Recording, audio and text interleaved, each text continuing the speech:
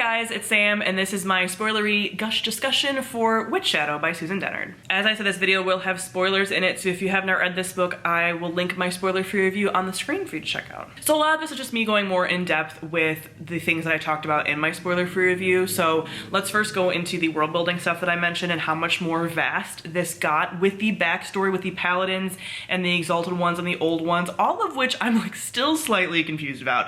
I would say that is my main sort of, not complaint about the book, because I don't even necessarily think it's the book's fault, but I'm really curious to hear your guys' thoughts and if I was the only one that was lost. But I felt like I was following that like fairly okay, and then in this book I'm just like, what? Because I kind of get who the paladins are, I guess, because I know, like, obviously Kiana, Styx both are paladins of like who Bale and Rian, I think, but then I don't know like who's a paladin, who's an exalted one, who's an old one necessarily all the time, because we have Corlat, who is supposed to be paladin, but then was actually Portia, and was Portia a paladin or an old one or an exalted one? I don't really know. And then we have Owl being a paladin, and again I'm like, old one or I don't know. And then Aedwin and Evrain were possessed by old ones, I think, who were like almost exalted ones. And then Leopold is the Rook King, and is the Rook King an old one or an exalted one? But then at the end we have that whole thing where like he's really trickster, because all of these gods have multiple names due to whatever like culture is talking about them. I'm confused. I don't know. Are you confused? I'm just like a little bit confused. I think on reread that'll be better for me, and I'll be able to make those connections. But I really do wish there was like an index. Is there? I don't think there is. No. I want there to be an index. So I'm like, who's who, who's connected to who, like which paladin goes with which person, because now we have the paladin sort of protecting the two queens, you know, like Vivia and Vanessa, as well-chosen people, well-chosen rulers. But then also how does Safi and Iseult and like the Lightbringer and the Darkgiver, and how does that tie in? Because it seems like Iseult connected to some like paladin types previous souls. I'm slightly lost with that, which made my enjoyment go down a little bit for this installment versus other ones. I do think it was interesting though. I'm a little like, because again, I feel like we missed things with like Aedwin getting possessed. Like I get he was sort of possessed from the well, and the Rook King put the bodies in there, but like for what reason? And it sounds like he was, or not the bodies, like the souls in the bodies. It sounds like he was trying to get both souls to like come around to helping the Darkgiver, Iseult. But for what reason? Some of them have been in love with like the sleeper goddess, who's also the moon mother. Yeah, you see how it's complicated? Am I the only one who's lost? So yeah, I was a little bit like, what by that? And I was also just a little bit sad because Blood Witch was such a buildup of Aedwin and Iseult's relationship, and not that this series is all about that. Like, it's not, obviously. Like, the shipping is not the most important part. I said that in my review. I stand by it. But I was also like, we got all this buildup to them, and then like he's possessed and they're separated. Ugh. And then like even, you know, we had all this build up to Iseult and Safi finally being reunited, and then we start this book and like they're separated again. And I was like, fuck, like come on. So that was a little bit disappointing. In that way, I almost wish that this was 2 books, because then we could have had more of them together trying to like execute that emperor overthrowing plot, and it would have been them separated like immediately. It worked out, it was fine, but I think that I would have liked that a little bit more, because it was just like, oh my god, we just got through all this stuff and now they're all separated again. So yeah, I did enjoy that, like now we know sort of who like Leopold is. I'm glad that we finally got the whole like the blood scent that Aedwin's been following for a while. It's like, okay, that's the Rook King's blood scent, and it was always attached to Leopold as like a second soul kind of thing. But still all very, what's going on with Leopold? Is he good? Is he bad? Like, he's the Rook King. Is the Rook King good or bad? Like, what is happening? So that was interesting. Even the stuff with Owl, where it was kind of like, okay, she's again like an old soul, paladin soul, whatever, but like, whose side is she on really? Like, it was all, that's the thing with all of like the gods in this like former plot with like the old ones, exalted ones, paladins, whatever, is I don't really know like who the good guys in that situation even are. Bastian, who's the Fury, who we didn't see at all because he's still been trapped in ice, someone was in love with him, and I'm like, well, was he good or bad? Because now it seems like he's bad. Like, yeah, it felt like it went a different direction than what I was expecting from the buildup that we got, but I'm glad that we sort of got a bit of a tie up with the Emperor plot and the Corlant plot. I feel like that's good because now we have to have this final book be like all of this stuff with these like old gods and things like that. I will say I was slightly bored at times with the Vivia plotline. I don't know why, because I like loved her plotline in Blood Witch, and it's maybe because it's like largely the same in this. I still pulled for her, but there were times that like we went back to like what Vivia was doing and I'm like, no.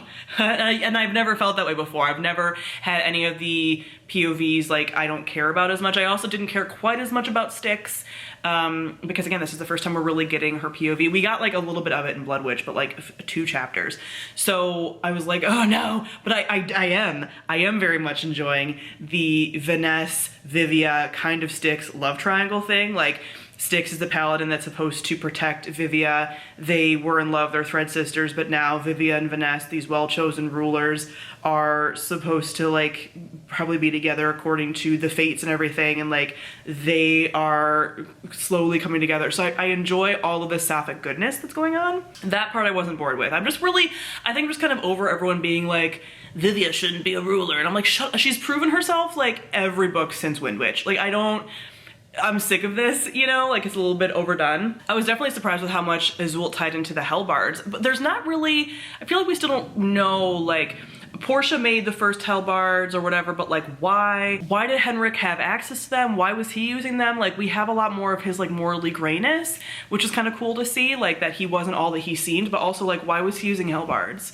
If he realized that Safi was like Safi's family bloodline was like the well-chosen rulers, and he was trying to sort of like get her back on the throne, like why was he using the Hellbards? So all that isn't quite explained away. But I did enjoy how much Azult was like connected to that and like Safi's story and stuff, because even though they were separated, there was much more connection in their stories, which was nice.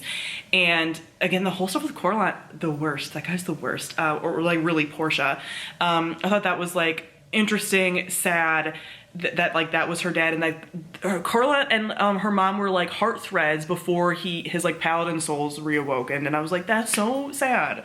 So I liked that, and just Azult's exploration of, again, previous trauma and, you know, ways that she has messed up and ways she was taking accountability for some of her actions, some of the judgments she had, and just a lot of the things that she finally came with realization to about like her mom, Alma, her magic, pushing away emotions, and that like she is now hopefully going to bring like true stasis and balance to like thread witches and things, which I thought was really cool. Toying around with reanimation, I feel like that never really goes well, so we'll see. Also, that scene at the end, again with the reanimation and the Rook King, and the Rook King's the one that gives back souls, like, so again, he's the Rook King, he's a trickster, is he kind of like a death god? I don't know. And now he has Esme and the Rook, and like those are, he can like put souls into like animal bodies too, and like they're sort of working with him. I just don't know who's on whose side, and I don't think I'm supposed to, but it doesn't mean I'm not confused. For a while there, I thought we were going to go like a Safi, Caden, Merrick love triangle as well, a little bit more suspense there, but there was way less stuff with like Safi and Caden than there had been in previous books, I feel like. So I do think ultimately her and Merrick are going to be endgame, especially now that he's like coming back out of the ice, but who knows? I could be wrong. I kind of pulled from a little bit more anyway, but you know, we'll see. So with that, this end scene with him now having a Stormhound, he's out of the ice, and some of these other spirits had also gotten out of the ice in order to get him to like be the Wind King. Who's the Wind King? What's the Wind King? And now he has this like dog thing, and like who did that? And it's because the goddess like wants him to. I'm glad he's back. Well, he's one of the POVs that I missed. Even though we still got technically like an Aduin POV, we kind of didn't. So I missed Aduin and Merrick like the most, probably POV wise. I still wanted everyone else that we had, but I just wish we also had them. They just felt like a very missing element after, I think because those were the two that were focused on a lot the last 2 books, and I still like loved that we had so much of Safi and Azult, but we always have a lot of Safi and Azult, they're the main characters. So I just feel like I missed those POVs a lot. So I'm excited for the last book, but I'm also still like, how are we going to get all of this like wrapped up. Like there's still so much, and I do think rereading this before the last book comes out will be good for me. Put all those pieces together that I feel like are still like a little bit murky for me with all of this stuff. But yeah, I still don't know how this is gonna be wrapped up. I have heard, you guys have told me that she has said, Susan has said that the next book will be the final book in like the Witchlands series, but then there's gonna probably be like spin-off books. So I'm excited about that, but I just don't know how like this main story stuff is gonna wrap up completely in the final book. So I would say 4 to 4.5 stars. The more I talk about it, the more I'm like, I'm still deeply confused by this book, which I don't know if I can fully give it like a 4.5. So I would say like 4 to 4.5. I don't know, like my heart wants to give it 4.5, and I think on reread it will be better for me, but this wasn't the immediate emotional 5 stars that the last books have been, just because I was confused. This actually reminded me a lot more of Sight Witch, which I haven't read in a while, because I was also very confused in Sight Witch, and so I didn't enjoy it that much. So now I'm kind of wondering if I go back and reread Sight Witch, that's gonna give me some more connections to all of this stuff, if like all of this will make more sense to me. I might do that at some point. I'm taking a little, you know, I'm not gonna do that right now, because I've just been in Witchlands mode for the last like 2 months. But when I do get the final book, when the final book's about to come out and I reread all of these, which I might do like a full series reread if I'm in a better headspace at that point with reading, you know, who knows, it'll be like 2 years from now. But yes, I think those are all my thoughts. Like I said, a lot of confusion, but I think I covered mostly everything. So comment below, let me know your thoughts. Were you also confused? Is there any way to alleviate the confusion? Did you love it? Did you not like it quite as much? Tell me your thoughts. So thank you all for watching, and I'll see you guys soon. Bye.